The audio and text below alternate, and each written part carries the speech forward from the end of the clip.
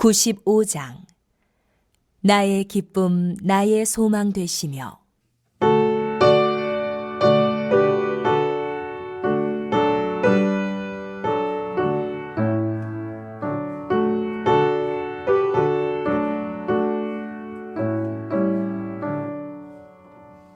나의 기쁨 나의 소망 되시며 나의 생명이 되신 주 밤낮 불러서 찬송을 드려도 늘 아신 마음 뿐일세.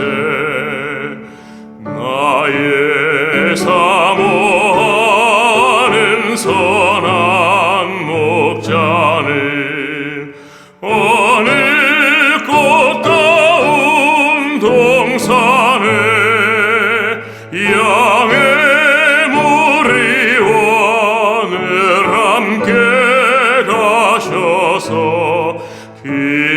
기쁨을 함께 하실까. 길도 없이 거친 넓은 들에서 갈 길 못 찾아 애쓰며 이리 저리로 헤매는 내 모양 저 원수 조롱하도다.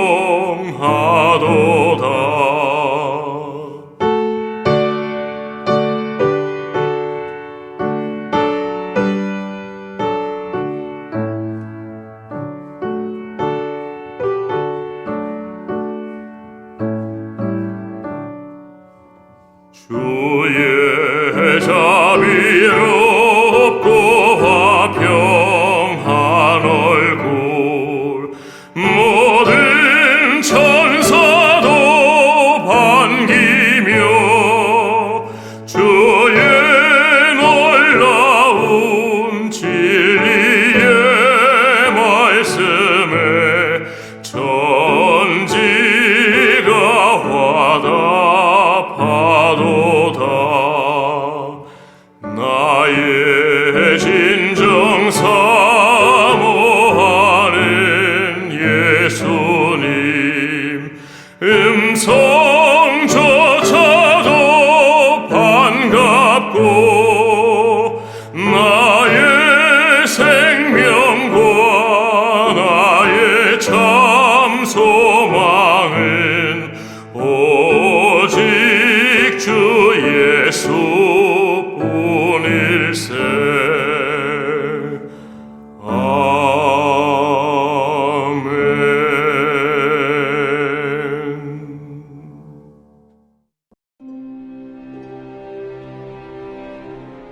악을 행하는 자들 때문에 불평하지 말며 불의를 행하는 자들을 시기하지 말지어다. 그들은 풀과 같이 속히 배임을 당할 것이며 푸른 채소같이 쇠잔할 것이미로다. 여호와를 의뢰하고 선을 행하라. 땅에 머무는 동안 그의 성실을 먹을거리로 삼을지어다. 또 여호와를 기뻐하라. 그가 내 마음의 소원을 내게 이루어 주시리로다. 내 길을 여호와께 맡기라. 그를 의지하면 그가 이루시고 내 의를 빛같이 나타내시며 내 공의를 정오의 빛같이 하시리로다. 여호와 앞에 잠잠하고 참고 기다리라. 자기 길이 형통하며 악한 꾀를 이루는 자 때문에 불평하지 말지어다. 분을 그치고 노를 버리며 불평하지 말라. 오히려 악을 만들 뿐이라. 진실로 악을 행하는 자들은 끊어질 것이나 여호와를 소망하는 자들은 땅을 차지하리로다. 잠시 후에는 악인이 없어지리니 내가 그곳을 자세히 살필지라도 없으리로다. 그러나 온유한 자들은 땅을 차지하며 풍성한 화평으로 즐거워하리로다. 악인이 의인치기를 꾀하고 그를 향하여 그의 일을 가는도다. 그러나 주께서 그를 비웃으시리니 그의 날이 다가옴을 보심이로다. 악인이 칼을 빼고 활을 당겨 가난하고 궁핍한 자를 엎드러뜨리며 행위가 정직한 자를 죽이고자 하나 그들의 칼은 오히려 그들의 양심을 찌르고 그들의 활은 부러지리로다. 의인의 적은 소유가 악인의 풍부함보다 낫도다. 악인의 팔은 부러지나 의인은 여호와께서 붙드시는도다. 여호와께서 온전한 자의 날을 아시나니 그들의 기업은 영원하리로다.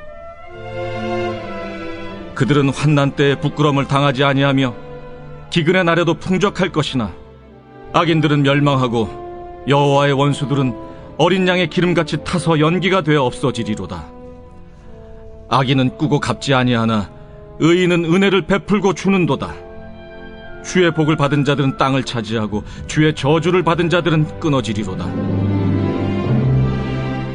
여호와께서 사람의 걸음을 정하시고 그의 길을 기뻐하시나니 그는 넘어지나 아주 엎드러지지 아니함은 여호와께서 그의 손으로 붙드심이로다.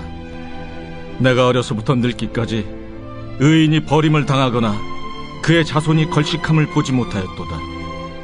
그는 종일토록 은혜를 베풀고 꾸어주니 그의 자손이 복을 받는도다. 악에서 떠나 선을 행하라. 그리하면 영원히 살리니 여호와께서 정의를 사랑하시고 그의 성도를 버리지 아니하심이로다. 그들은 영원히 보호를 받으나 악인의 자손은 끊어지리로다. 의인이 땅을 차지하며 거기서 영원히 살리로다. 의인의 입은 지혜로우며 그의 혀는 정의를 말하며 그의 마음에는 하나님의 법이 있으니 그의 걸음은 실족함이 없으리로다. 악인이 의인을 엿보아 살해할 기회를 찾으나 여호와는 그를 악인의 손에 버려두지 아니하시고 재판 때에도 정죄하지 아니하시리로다. 여호와를 바라고 그의 도를 지키라. 그리하면 내가 땅을 차지하게 하실 것이라. 악인이 끊어질 때 내가 똑똑히 보리로다. 내가 악인의 큰 세력을 본즉 그 본래 땅에 서 있는 나무잎이 무성함과 같으나 내가 지나갈 때 그는 없어졌나니 내가 찾아도 발견하지 못하였도다. 온전한 사람을 살피고 정직한 자를 볼지어다. 모든 화평한 자의 미래는 평안이로다. 범죄자들은 함께 멸망하리니 악인의 미래는 끊어질 것이나 의인들의 구원은 여호와로부터 오나니 그는 환난 때에 그들의 요새이시로다. 여호와께서 그들을 도와 건지시되 악인들에게서 건져 구원하심은 그를 의지한 까닭이로다.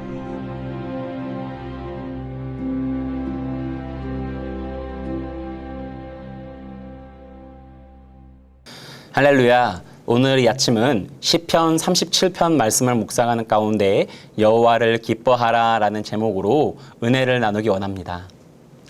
일반적으로 많은 사람들이 갖는 삶의 목표는 바로 행복입니다. 나의 행복이 더 커지기를 원하고 이를 위해 더 많은 소유를 얻고 성취를 이루고 번성하고 번영하는 것을 바라지요.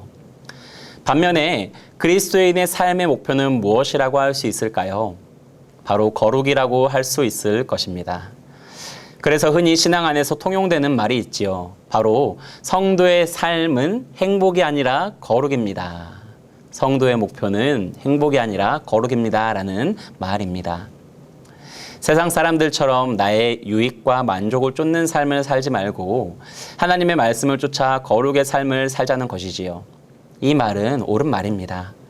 그런데 저는 한 가지를 더 뒤에 덧붙이면 좋을 것 같다라는 생각을 해봅니다. 성도의 삶은 행복이 아니라 거룩입니다. 그리고 거룩한 성도가 참으로 행복한 사람입니다. 주님 안에 있을 때에 주님 안에 있는 참된 기쁨과 평안과 행복을 누리게 됩니다. 우리가 주님의 말씀을 따라 거룩하게 살아갈 때에 주님께 가게 되고 주 안에 있는 모든 것을 누리게 되지요. 오늘 말씀을 나누는 가운데에 바로 그런 거룩한 성도가 누리는 참된 행복과 여호와를 기뻐하는 그런 은혜가 우리 안에 충만하기를 소원합니다. 여호와를 기뻐하기 위해서는 거룩함과 또한 행복한 성도의 삶을 살기 위해서는 첫 번째로 기억해야 될 것은 오늘 말씀처럼 악한 자들로 인하여서 불평하고 시기하지 말아야 합니다. 세상의 부귀와 번영은 언젠가는 시드는 풀과 같습니다. 그러나 성도의 유업은 영원한 것이지요. 이 땅의 어떤 것과도 비교할 수 없이 좋은 것을 우리는 이미 받았습니다. 그렇기 때문에 이 생의 안목을 쫓거나 정욕을 쫓아서 세상 사람들의 어떤 자랑에 휩쓸려서 살아갈 때에 우리는 가장 좋은 것을 받았음에도 불구하고 누리지 못하는 그런 노예와 같은 구속된 삶을 살아가게 되는 것입니다.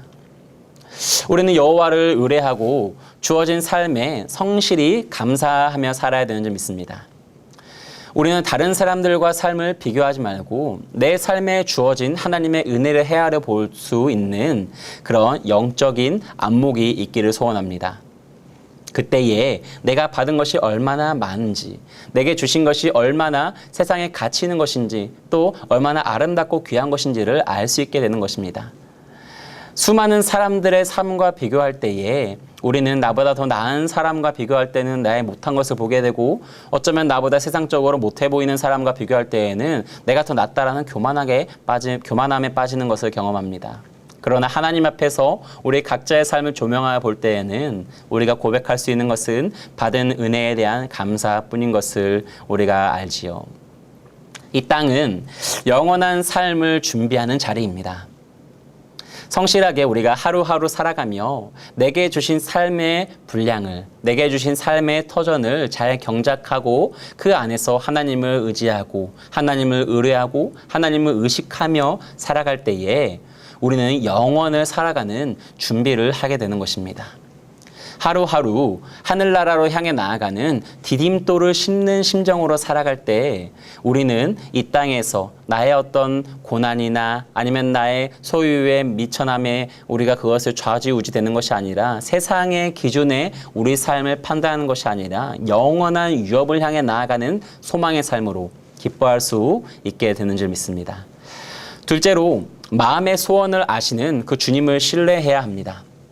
주님은 우리의 마음의 깊은 소원을 아시고 응답해 주시는 분입니다. 그런데 이게 그때그때 순간순간마다 갖는 우리의 마음의 소원과 바람들을 모두 성취해 주신다는 그런 의미는 아닙니다.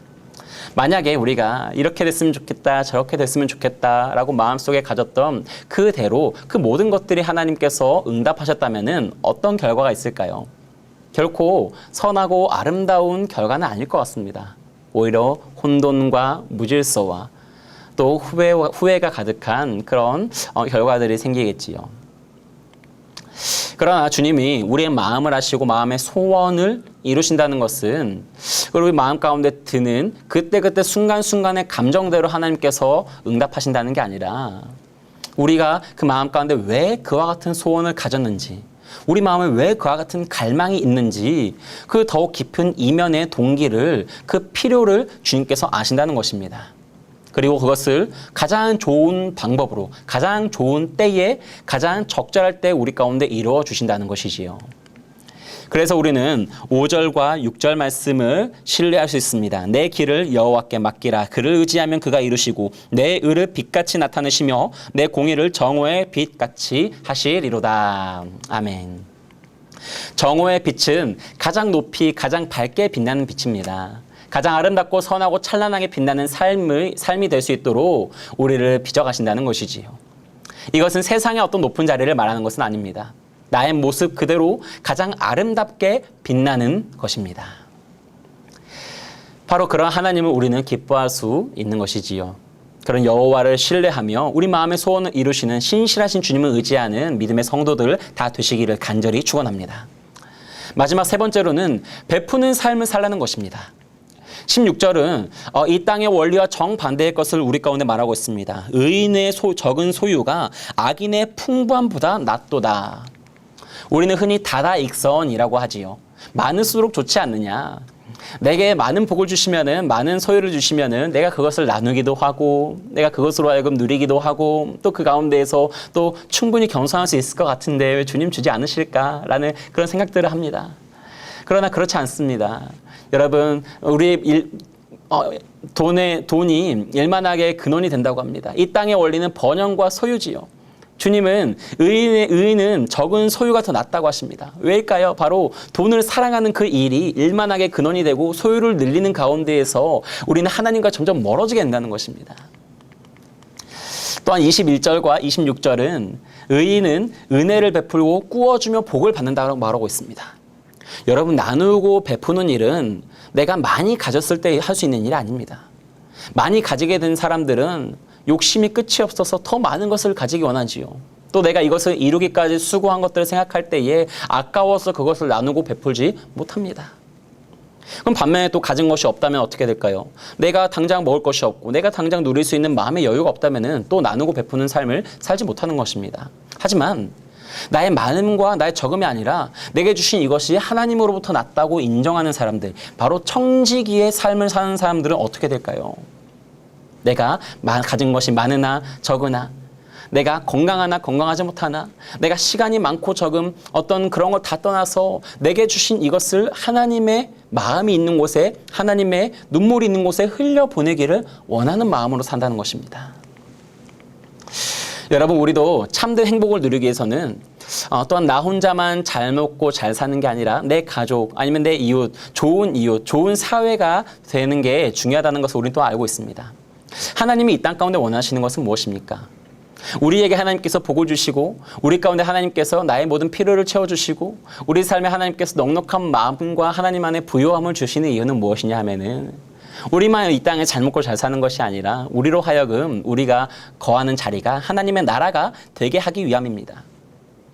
부유한 자가 아닐지라도 내가 가진 그 작은 것, 콩 한 쪽이라도 나눠 먹는 그 마음, 그 배려와 그 사랑과 이웃을 생각하는 그 마음이 있다면은 그것으로 하여금 세상은 더 살기 좋아지겠지요. 우리의 이웃들은 그것으로 하여금 또한 더욱 큰 소망을 얻게 되겠지요. 오늘 우리 삶에 잃어버린 것이 있다면은 바로 이 땅에서의 부요함과 이 땅에서의 어떤 성취와 이 땅에서의 그런 행복을 쫓아가는 가운데에서 하나님 나라를 잃어버리고 있다는 것입니다.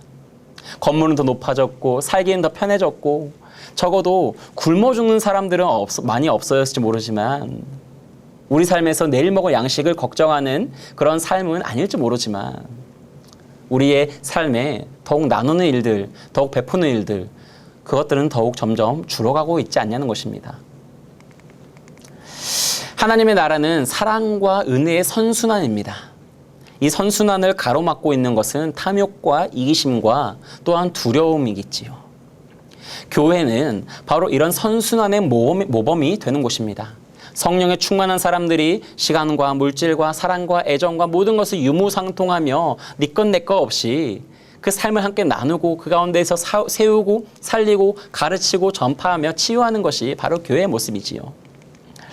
오늘 시편 37편을 묵상하는 가운데에서 우리가 모르는 것이 있었을까요? 없습니다. 남들과 비교하지 않고 내게 주신 삶에 성실히 살고 마음의 소원을 아시는 주님을 신뢰하고 주님의 손과 발이 되어서 나누고 베푸는 삶을 살라는 것은 너무 당연해 보이는 일입니다. 그러나 이와 같은 일을 실천하고 사는 것이 쉽지 않다는 것입니다.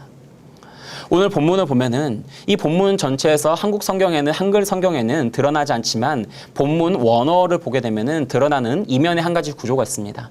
바로 이 시는 알파벳 순서에 따라 쓰여졌다는 것입니다. A 하면은 우리 떠오르는 애플은 사과라고 우리가 다 알고 있지요. A 하면 애플은 사과. B 하면은 바나나는 노래. 네, 이와 같은 것들을 생각하게 되죠. 그런데 이것을 생각해 보십시오. 외우고 익히고 그냥 아는 것이 아니라 자연스럽게 나오는 것입니다. 그게 우리 안에 주님의 말씀이 그와 같이 나와야 된다는 것이지요. 여러분, 오늘 성경은 우리에게 말합니다. 여호와를 의뢰하라. 내 길을 여호와께 맡기라. 여호와 앞에 잠잠하고 참고 기다리라. 이와 같은 이 말씀 한 절 한 절을 고씹어 보기를 원합니다. 그때에 애플이 뭐야? 하면은 사과라고 나올 수 있는 것처럼 우리 어떻게 살아야 돼? 하면은 여호와를 의뢰하며 살아야 돼. 내가 지금 이 어떤 선택의 갈림길에서 뭘 선택해야 되지? 나의 행복은 무엇이지 할 때에 거룩한 삶이 진정한 행복이야 라고 말할 수 있는, 아니 그렇게 살아갈 수 있는 삶의 반응들이, 그런 태도가 우리 앞에 나와야 한다는 것입니다. 이 말씀 한 절 한 절이 우리 삶의 태도가 될 수 있도록 더욱더 깊이 묵상하고 나아갈 때에 여호와를 더욱 기뻐하게 되고 그 여호와로 하여금 우리가 살아가는 가정과 사회와 이 모든 삶의 현장이 여호와를 찬양하게 되는 하나님의 나라가 되는 줄 믿습니다. 이것들을 종합해 볼 때에 오늘 37편 이 말씀 속에서 특별히 34절에서 말하는 권면을 우리는 한 번 더 새기길 원합니다. 여호와를 바라고 그의 도를 지키며 온전하게 나아가는 자에게는 바로 하나님께서 복을 주시고 기쁨이 되어주신다는 것입니다. 여호와를 바라고 그의 도를 지키시기를 원합니다. 바로 그런 온전함에 이르는 한 사람 한 사람으로 말미암아 하나님의 나라가 하나님의 뜻이 하늘에서와 같이 이 땅에서도 이루어지며 우리 삶의 여호와를 향한 기쁨이 차고 넘치고 세상의 헛된 행복이 아니라 거룩한 주의 백성들이 누릴 수 있는 참된 기쁨과 행복을 누리게 되는 우리의 삶 그리고 우리의 이웃들이 또한 되게 될 줄 믿습니다. 그런 소망을 가지고 나아가는 우리 모든 서울 홍성의 믿음의 권속들 되시기를 간절히 축원합니다. 기도하겠습니다. 살아계신 아버지 하나님, 오늘도 주님을 신뢰합니다. 주님을 의지합니다. 주의 말씀이 우리 삶에서 실천되어질 수 있도록 주의 말씀 한 절 한 절이 우리 삶의 태도가 되어질 수 있도록 우리에게 분명한 기준이 되어질 수 있도록 말씀이 육신이 되어 우리와 동행하여 주시옵소서. 오늘도 시편 37편의 고백과 같이 날마다 여호와를 의뢰하고 기뻐하며 살아가기를 원하는 모든 믿음의 성도들 삶의 걸음걸음마다 성령께서 동행하여 주시고 이 말씀에 열매 맺는 풍성한 아름다운 인생들 될 수 있도록 축복하여 주시옵소서. 축복하오며 이제는 우리 구주 예수 그리스도의 은혜와 하나님 아버지의 무한하신 사랑과 성령님의 교통하심이 오늘도 여호와를 기뻐하기 원하며 또 여호와를 함께 기뻐하는 아름다운 하나님의 나라를 만들어가기 원하는 모든 서울 홍성의 믿음의 권속들 머리 위에 이 은혜가 영원토록 함께 있기를 간절히 축원하옵나이다. 아멘.